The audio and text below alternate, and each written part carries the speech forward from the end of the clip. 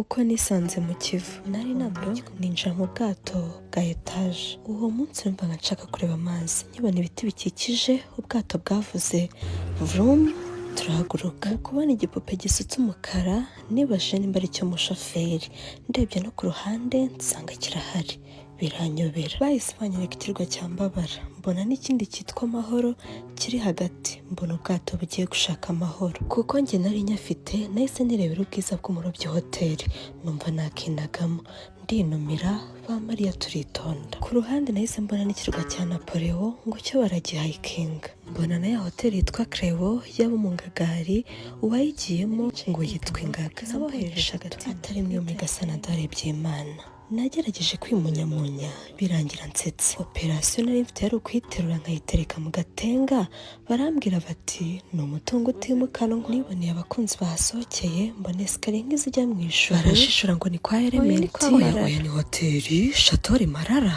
Mu kubona kapiteni wari utwaye ubwato, nahise menya ko ndi mu kiyaga cya Kivu. Ibyishimo birandenga, ndifotoza ndataha.